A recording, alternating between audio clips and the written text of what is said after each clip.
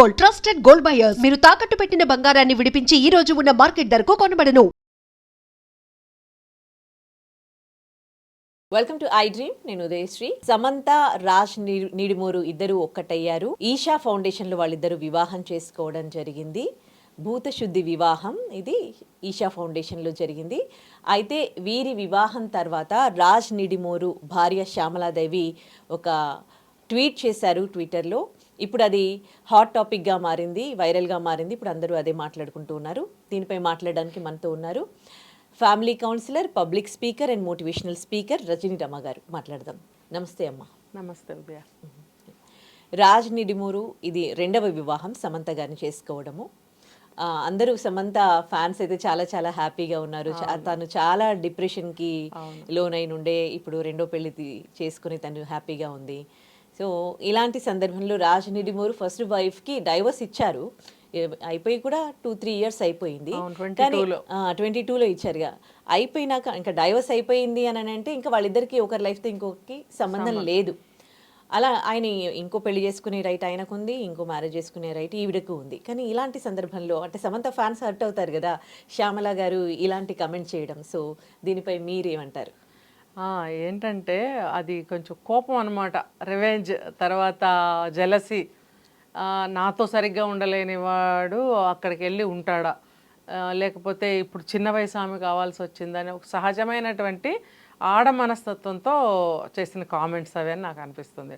అయితే ఇంత ఎడ్యుకేటెడ్స్ అయ్యుండి ఫిల్మ్ ఇండస్ట్రీలో మూవ్ అవుతూ వాళ్ళకి కూడా కొన్ని కల్చర్స్ అనేవి అలవాటు పడి ఉంటారు. ఏంటంటే దేన్నైనా టేక్ ఇట్ ఈజీగా, కానీ ఇప్పుడు ఆ ఇండస్ట్రీలో సర్వసాధారణంగా ఇలాంటివి జరుగుతూ ఉంటాయి కాబట్టి టేక్ ఇట్ ఈజీగానే తీసుకుంటారు, తీసుకోవాలి. ఇంకొకటి ఏంటంటే తను వద్దు అనుకున్న తర్వాత ఇద్దరు అనుకునే డివోర్స్ తీసుకున్నప్పుడు అంటే ఎట్టి పరిస్థితుల్లో కంప్లీట్గా ఇంకా నువ్వు నేను కలిసి ఉండలేము, విడిపోదామంటే విడిపోదాము అని కరాఖండిగా ఖచ్చితంగా అనుకున్న తర్వాతే వాళ్ళు ప్రొసీడ్ అయి ఉంటారు. అండర్స్టాండింగ్తో అయ్యే ఉంటాయి. చిన్నపిల్లలు ఏం కాదు, ఇంత 50 years ఏజ్ వచ్చిన తర్వాత తీసుకున్న నిర్ణయమే. మరి అలాంటప్పుడు ఆ మైండ్ అనేది కంట్రోల్లో తను ఉండాలి. ఆ వదిలేసుకున్న వస్తువు మీద మళ్ళీ మనము ఎటువంటి మాట కానీ లుక్ కానీ వేయకూడదు. ఇప్పుడు at the same time Naga Chaitanya తర్వాత సమంత విడిపోయినప్పుడు వీళ్ళిద్దరు కూడా ఏం మాటలు అనుకోలేదు, అసలు అనుకోలేదు. ఏ రీజన్తో వాళ్ళు విడిపోయారో వాళ్ళ రీజన్స్ వాళ్ళకు ఉంటాయి. ఉన్నా కూడా వాళ్ళు ఒకరికొకరు ఏం మాటలు అనుకోలేదు. నాకు సమంత కంటే కూడా అప్పుడు కొంచెం నెగిటివ్గా వచ్చినాయి న్యూస్లు. ఈవిడే వెళ్ళిపోయింది, ఏదో మూవీలో ఏదో యాక్ట్ చేస్తే నాగ చైతన్యకి నచ్చక వదిలే ఏదో వచ్చేసాయి. అవన్నీ ఎంతవరకు కరెక్ట్ రాంగ్ అనేది మనకు తెలియదు. కానీ నాగ చైతన్య మాత్రం ఎక్కడ ఒక కామెంట్ చేసినట్టు నాకైతే గుర్తులేదు, అస్సలు చేయలేదు. అదే నేను అనుకున్నా, ఎంతసేపు సమంత సైడ్ ఇలా అంటున్నారు, నాగ చైతన్య ఎస్ అని ఎక్కడ అనలేదు అని ఇంట్లో మేము కూడా డిస్కస్ చేసుకున్నాం.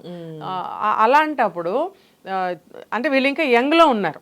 యంగ్లో ఉన్నప్పుడు ఇంకా అన్ని భావాలు ఉధృతంగా ఉంటాయి. కరెక్ట్. మరి వాళ్ళు ఒక ఏజ్కి వచ్చినప్పుడు ఒక అండర్స్టాండింగ్తో విడిపోయిన తర్వాత మళ్ళీ సపరేట్ ఇండివిజువల్ లైఫ్ వచ్చేసిన తర్వాత వాళ్ళ మీద కామెంట్స్ చేసే రైట్స్ ఎవరికి ఉండవు. అప్పుడు నీ ఇష్టం, ఇప్పుడు ఇతనితో కానీ ఈమెతో కానీ నీకు కుదరినప్పుడు నా ఇష్టంగా నేను బ్రతుకుతాను అని విడిపోయినప్పుడు, నా ఇష్టంగా నేను బ్రతుకుతున్నప్పుడు మళ్ళీ నువ్వు వచ్చి ఇంకో కామెంట్ అవసరం లేదు. అంటే కడుపు మంటతోటి, కోపంతో అనే మాటలు అనమాట అవన్నీ. ఇవి ఏంటంటే మళ్ళాంటి వాళ్ళకి పబ్లిక్కి మేత, అసలు వాళ్ళకి ఏం ఫరక్ పడదు. ఇక్కడ సమంత ఫ్యాన్స్ బాగా నచ్చుకుంటారు. డెస్పరేట్ పీపుల్ అంటే ఆవిడ ఆల్రెడీ చాలా సఫర్ అయిపోయింది. ఏది ఇప్పుడు హ్యాపీగా ఉంటుంది అంటే ఏంటి కామెంట్స్ అని ఒక టైంలో చాలా నేను కూడా బాధపడ్డా సమంత గురించి. తను లోన్లీ అయిపోయింది. చాలా హాస్పిటల్ నుంచి కూడా కొన్ని మెసేజెస్ తను పెట్టింది. లోన్లీగా ఉన్నాను, హౌ టు క్రాస్ అట్లాంటివి పెట్టింది తను కూడా. మరి ట్రీట్మెంట్ తీసుకునేటప్పుడు చాలా ఇబ్బందులు పడింది తను.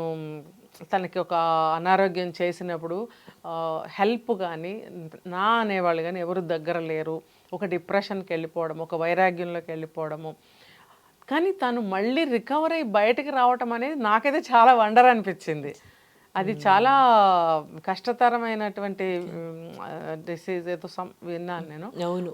అయితే మరి కోలుకొని బయటకి రావటం అనేది గాడ్ గిఫ్ట్ అని చెప్పుకోవాలి. మళ్ళీ తను కోలుకొని మళ్ళీ మూవీస్లో యాక్ట్ చేయడము మేబీ రాజ్ అనే అతను తీసినటువంటి ఒక దాంట్లో తన Family Man లో చేసింది. సో అట్లా వీళ్ళకి పరిచయం అయ్యింది అనుకుంటాను. ఏది ఏమైనా సరే తను ఒక సింగిల్గా ఫైట్ చేసి మళ్ళీ తన అనుకునే ఒక లైఫ్లోకి వచ్చి తన లైఫ్లో తను నడుస్తూ ఈ క్రమంలోనే ఈషా ఫౌండేషన్లో జాయిన్ అయినట్టు. అవును కానీ ఎంత బాధ అనిపిస్తుంది కదండి, సమంత గారిని అభిమానించి, అంటే ప్రపంచవ్యాప్తంగా ఆమెకు అభిమానులు ఉన్నారు. ఇంకా ఇండియాలో అయితే ఇంకా చెప్పొద్దు ఆమెను ఎంత అభిమానిస్తారు. ఆమెను అభిమానిస్తూ వేరే వాళ్ళ మీద నెగిటివ్ కూడా పెడుతూ ఉంటారు ఆ అభిమానంతో. సో అలాంటి ఆవిడ అంటే ఎంత కింది స్థాయి నుంచి కష్టపడి పైకి వచ్చి ఇవాళ హీరోయిన్ గా ప్రూవ్ చేసుకొని అంత హెల్త్ ఇష్యూ వచ్చినా కానీ మళ్ళీ దాన్ని ఓవర్కమ్ చేసి ఇప్పుడు ఒక హ్యాపీ లైఫ్ లోకి ఆమె లీడ్ చేస్తుంది. ఆమె ఇన్స్పిరేషనల్ పర్సన్ అందరికీ కూడా. అంటే ఇంత అభిమానించే వాళ్ళు కూడా once upon a time they feel lonely అని అంటే, so how do you see this kind of అంటే కొన్ని సమయాల్లో అన్నీ ఉన్నప్పుడే సామెత చెప్తారు, బెల్లం ఉన్నప్పుడే ఈగలు చుట్టూ మూగుతాయని. అలాగే మనిషి అన్ని విధాలా బాగున్నప్పుడే, ఒక ఫేమ్లో ఉన్నప్పుడే చుట్టూ తిరుగుతారు జనం.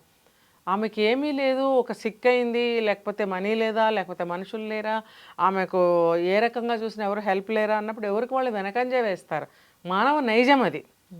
ఇది ఎవరు దేవుళ్ళు కాదు ఇక్కడ, ఇది ఆ యుగం కానే కాదు.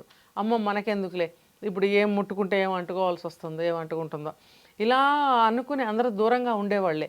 ఫిల్మ్ ఇండస్ట్రీలో మరి ఎంతమంది ముందుకు వచ్చి ఆమెకి ఏ విధమైనటువంటి సహాయం చేశారనేది నాకు కరెక్ట్గా ఇన్ఫర్మేషన్ తెలీదు, నేను ఎక్కువగా ఫాలో అవ్వలేదు. ఏమైనా సరే ఆమె ఒక డిప్రెషన్కి వెళ్ళినట్టు, ఒక లోన్లీనెస్ ఫీల్ అయినట్టు, హాస్పిటల్ బెడ్ మీద ఉన్నప్పుడు తను ఫీల్ అయిన ఫీలింగ్స్ అయితే నేను చూశాను. చాలా అంటే చాలా డల్ అయిపోయింది తను, చాలా బాధపడింది. వాట్ ఎవర్ ఇట్, తను అందులో నుంచి బయటకు వచ్చింది, మళ్ళీ తను ఒక పునర్జన్మలాగా ఒక లైఫ్ లీడ్ చేస్తుంది. ఇప్పుడు ఎట్లా అంటే మీరు అడగకపోయిన చెప్తున్నా, ఈ మ్యారేజ్ అనేది అతను ఒక ఏజ్కి వచ్చాడు, అన్నీ చూశాడు లైఫ్లో. ఈ ఏజ్లో భార్యతో డిస్ప్యూట్స్ వచ్చాయి, ఎందుకు కుదరలేదు, వాళ్ళకి కుదరలేదు, విడిపోయినప్పుడు అతను కూడా ఒక టైప్ ఆఫ్ వైరాగ్యంలోనే ఉంటాడు. ఎంత బిజినెస్ మ్యాన్ అయినా కూడా, ఎంత మగాడైనా సరే అతనికి కూడా లోపల అనేది బాధ ఉంటుంది, ఒక వైరాగ్యం అనేది ఉంటుంది. అట్లానే సమంత కూడా ఒక డిప్రెషన్లోకి వెళ్ళి అనారోగ్యం పాలయ్యి ఎవరు లేని ఒంటరితనాన్ని అనుభవించి తను ఒకలాంటి వైరాగ్యానికి వచ్చిన మనిషే. కాబట్టి ఈ ఇద్దరు మనస్తత్వాలు ఇక్కడ కలిశాయి. ఇన్ బిట్వీన్ తను ఒక ఈషా ఫౌండేషన్లో జాయిన్ అయ్యి యోగా సిస్టమ్స్ అన్నీ నేర్చుకొని అందులో తను ఇన్వాల్వ్ అవ్వడము, తనకు అవి నచ్చడము, ఇట్లాంటివన్నీ జరగడం వల్ల తను ఆ సిస్టంలో మ్యారేజ్ చేసుకుంది అనేది అర్థమవుతుంది. రైట్. ఇప్పుడు తను హ్యాపీగా ఉండాలని కోరుకుందాం. ఎనీవేస్ ఖచ్చితంగా తన మ్యారీడ్ లైఫ్ బాగుండాలని నేను భగవంతుని కోరుకుంటున్నాను. రైట్, థ్యాంక్ యూ అమ్మా. Thank you. And for more videos, Please subscribe to iDream. Please subscribe to iDream. Please subscribe iDream. And please subscribe to iDream. For more videos, subscribe to iDream. please like, share and subscribe to the channel. Congratulations, iDream. Subscribe to iDream. Subscribe to iDream. So subscribe to iDream Media. iDream ki iDream team andarki huge congratulations. Please subscribe iDream Media. Please subscribe to iDream. Subscribe iDream. Please subscribe to iDream. iDream అంటే నా కళల ఛానల్ను subscribe చేసుకున్న నోరు తిరుగుతలేదు, మీరైతే గంట గుర్తు కొట్టండి. For more such videos, please subscribe to iDream.